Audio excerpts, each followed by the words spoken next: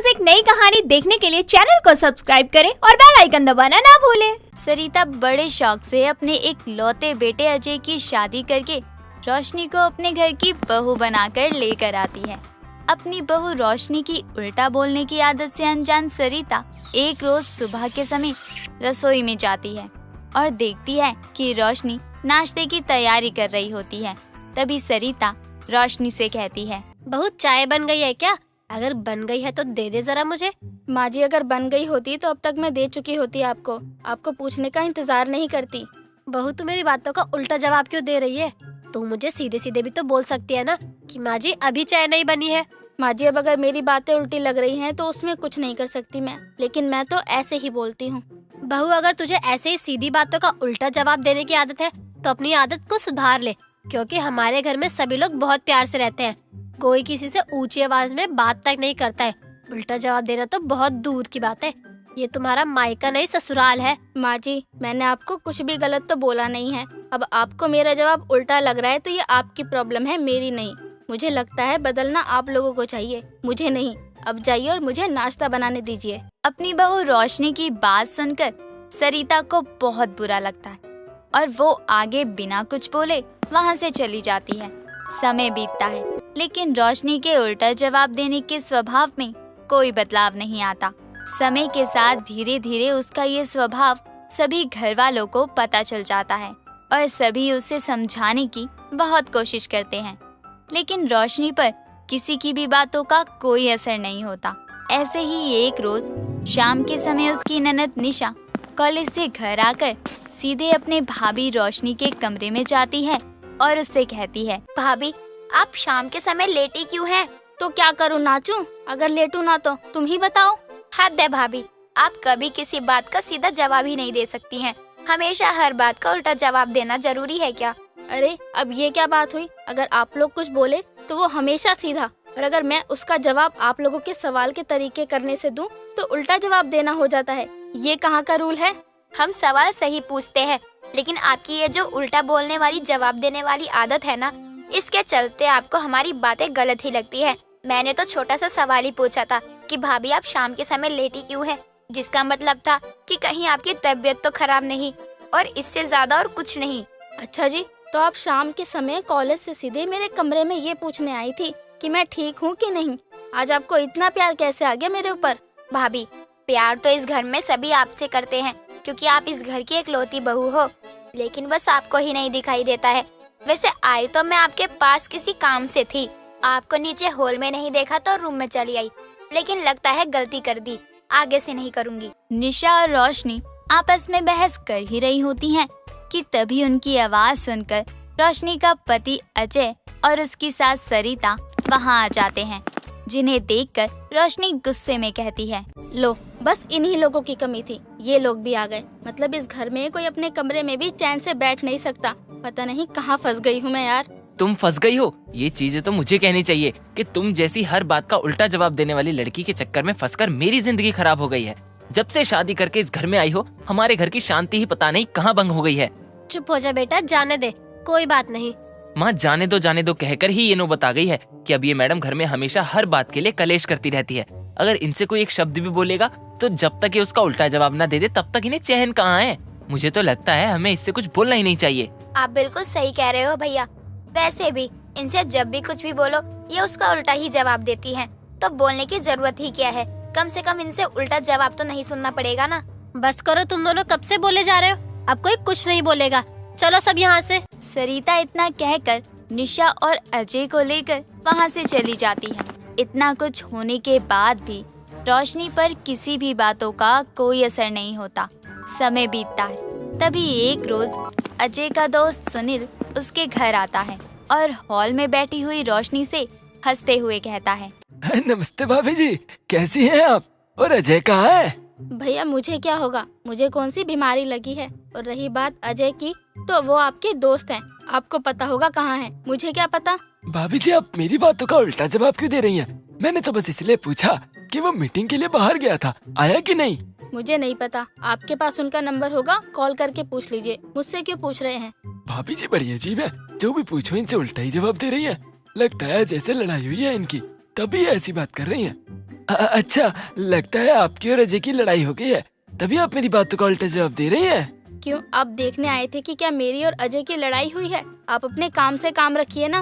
रोशनी और सुनील की सारी बातें उनसे कुछ दूर खड़ी रोशनी की सास सरिता सुन रही होती है, जिसे सुनने के बाद वो उनके पास आती है और कहती है, बहू ये क्या तरीका है सुनील से बात करने का? घर के लोगों को तो उल्टा जवाब देती है, अब कम से कम बाहर के लोगों की बातों को तो उल्टा जवाब देकर हमारी नाक मत कटवा। माँ जी, मैंने थोड़ी ना इनसे कहा है कि आके मुझसे बात करे, तो मैंने सिर्फ इनके सवालों का जवाब दिया है। अब वो उनको उल्टा लग रहा है तो मैं कुछ नहीं कर सकती। भगवान जी, मेरी पूजा पाठ में कौन सी कमी रह गई थी जो आपने ये उल्टा जवाब देने वाली बहू दे दी मुझे? मेरा बुढ़ापा ही खराब हो गया ऐसे उल्टे जवाब देने वाली बहू पाकर। बेटा तुम खड़े क्यों हो, आओ बैठो। नहीं आंटी जी, मैं तो अजय से मिलने आया था, लेकिन लगता है भाभी जी का मूड खराब है, तभी हर सवाल का उल्टा जवाब दे रही हैं। अभी मुझे ऑफिस के लिए लेट हो रहा है, फिर कभी आऊँगा। सुनील इतना कहकर वहाँ से चला जाता है, जिसके बाद सरिता रोशनी को सुनील की बातों का उल्टा जवाब देने के चलते बहुत समझाती है, लेकिन रोशनी अपनी सास की बात समझने की जगह उनसे लड़ाई करके गुस्से में अपने कमरे में चली जाती है।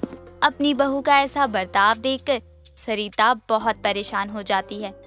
समय बीतता है, तभी सरिता हॉल में बैठी हुई टीवी देख रही होती है कि उसकी पड़ोसन मीना वहाँ आती है और उससे कहती है, लगता है बहू के आने से बहुत आराम हो गया, तभी आराम से बैठकर टीवी देखा जा रहा है। हाँ बहन, बहू काम में तो ठीक ही है, लेकिन मैं अपनी बहू की उल्टी जुबान से बड़ी परेशान हूँ। जब भी उसे कुछ भी कहो वो हर बात का उल्टा जवाब ही देती है, जिसके चलते अजय और नेहा ने तो उससे बिल्कुल बात ही बंद कर दी है। तो फिर उसे समझने की कोशिश करो, तुम्हारी इतनी अच्छी फैमिली है और उसके पास तो देवरानी जेठानी भी नहीं है लड़ने के लिए, तो भी वो अपने घर वालों के साथ प्यार से नहीं रह सकती क्या? मीना और सरिता की सारी बातें उनसे कुछ दूर खड़ी सरिता की बहू रोशनी सुन रही होती है, जिसे सुनकर वो उनके पास आती है और कहती है, माँ जी, आप मुझे कहती हैं कि मैं उल्टा जवाब देती हूँ। खुद को भी देखिए जरा, दूसरों के सामने अपनी बहू की बुराई कर रही हैं, वो सही है? बहू वो बुराई नहीं कर रही थी, बल्कि अपनी परेशानी बता रही थी। तू एक लौती बहू है इस घर की, अगर तू ही अपने परिवार वालों के साथ प्यार से नहीं रहेगी, उनकी पसंद नापसंद को नहीं समझेगी, तो कौन समझेगा? मैंने आपसे राय मांगी है क्या, जो आप बीच में बोल रही हैं? बस कर बहू, अगर तू ऐसे ही सबको उल्टा जवाब देती रहेगी तो कौन तुझसे बात करेगा या कुछ पूछेगा भी? अभी तो सिर्फ तेरी ननद और पति ही तुझसे बात नहीं कर रहे हैं। अगर तेरा ऐसे ही स्वभाव रहा तो तू अकेली ही रह जाएगी, क्योंकि जुबान से ही इंसान पसंद भी आते हैं और नापसंद भी। खुद सोच कर देख, कब तूने अपने घर वालों की बात का सीधा जवाब दिया है? अपनी सास की बातें सुनकर रोशनी को अपनी गलती का एहसास होता है, जिसके बाद वो अपनी पड़ोसन और सास से अपने गलत बर्ताव के लिए माफी मांगती है। साथ ही दोबारा फिर कभी आगे उनसे किसी बात पर उल्टा जवाब ना देने का वादा भी करती है। वेदिका कहने को तो अपने ससुराल की एक लौती बहू थी, लेकिन उसकी 5 सासों की सेवा कर करके उसका हाल बुरा हो जाता था। अब आप सोच रहे होंगे कि एकलौती बहू की 5 सासें कैसे हो सकती हैं? तो सुनिए, एक तो उसके पति की माँ यानी कि उसकी सास उमा, दूसरी उसकी बुआ सास शारदा, तीसरी उसकी मौसी सास रमा, चौथी उसकी चाची सास मालती और 5वीं इन सब से ऊपर उसकी दादी सास सुलोचना, जिनके बीच फंसी थी बेचारी वेदिका। ऐसे ही एक दिन वेदिका अपनी सास के साथ बैठी होती है, तभी वहाँ उसकी मौसी सास रमा आकर उससे बोलती है, बहू, इतना समय हो गया है, खाना तो अभी तक बनाया ही नहीं होगा तूने। ऐसा कर, मेरे लिए गर्मा गर्म चाय और पकोड़े बना दे बहू। इतने में अपने कमरे से वेदिका की बुआ सास शारदा आती है और बोलती है, तू पहले जाकर मेरे लिए आलू के पराठे बना दे, बहुत मन हो रहा है खाने का। अरे ऐसे कैसे, पहले मैंने बोला है ना। दोनों की आवाजें सुनकर वेदिका की चाची सास मालती आती है और बोलती है, तुम दोनों चुप करो, वेदिका जा, पहले तू मेरे कपड़े धो दे, बाद में सब करती रही हो। वहीं खड़ी सारी बातें सुनकर वेदिका की सास उमा कहती है, वाह जी वाह, यहाँ सब काम करवा रहे हो।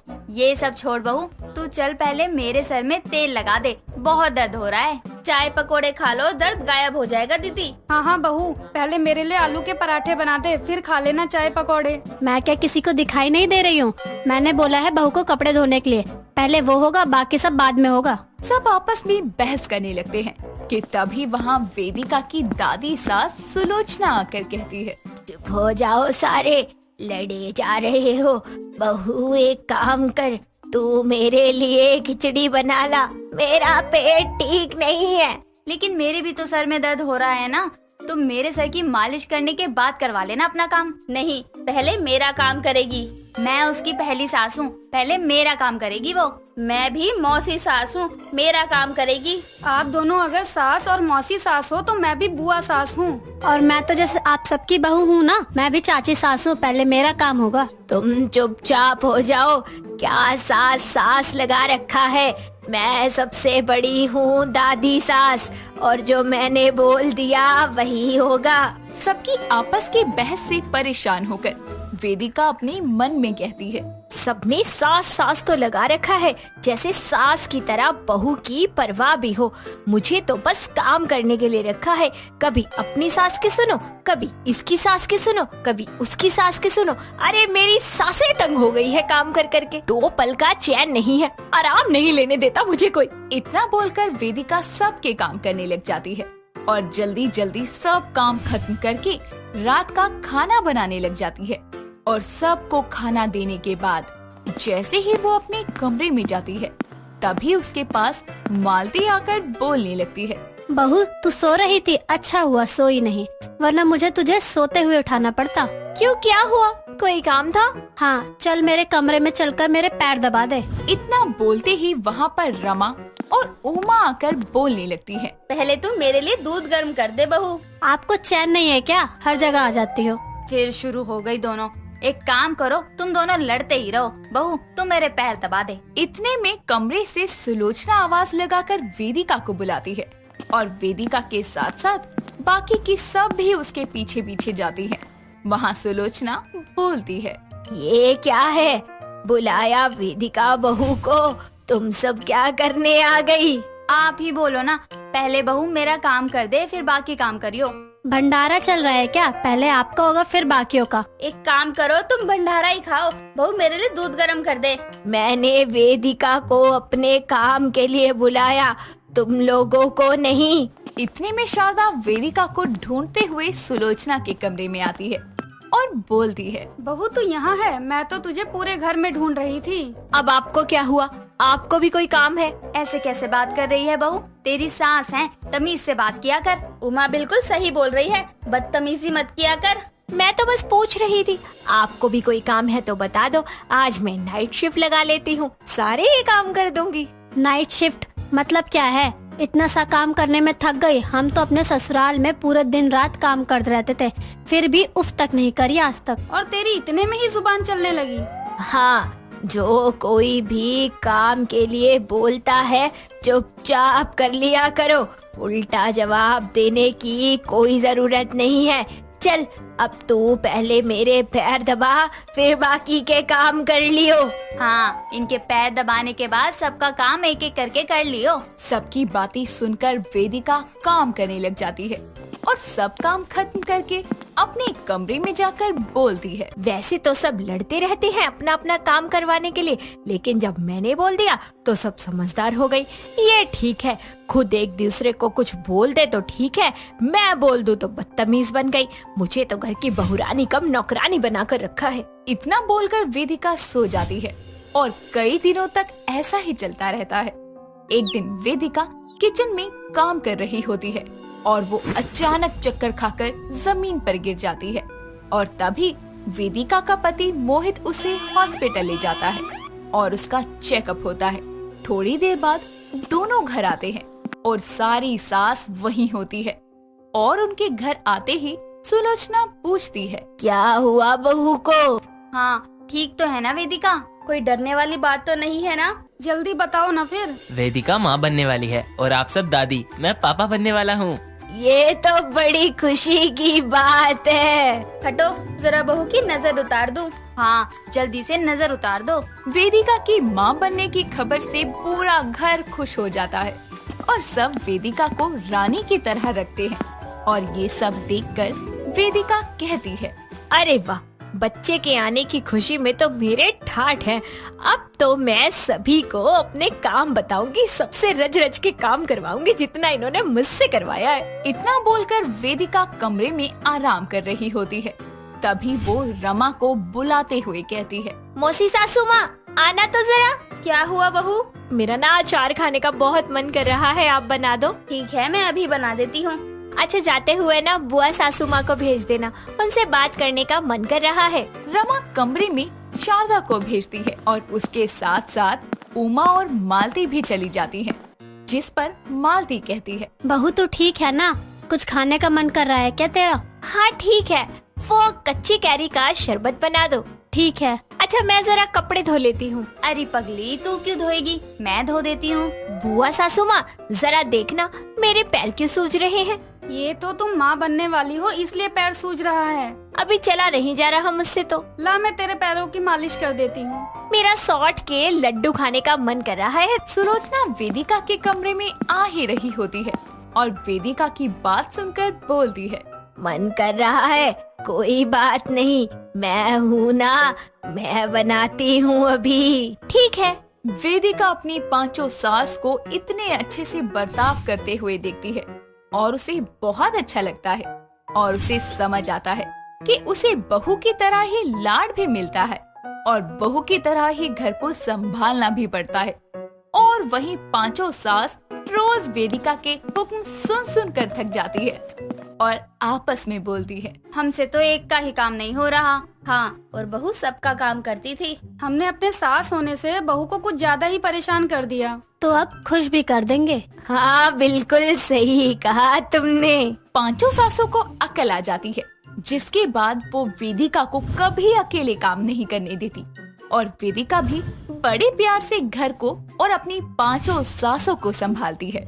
दोस्तों, अगर आपको ये कहानी पसंद आई तो इसे लाइक करें, शेयर करें और कमेंट करके बताएं कि कहानी में आपको सबसे अच्छा क्या लगा।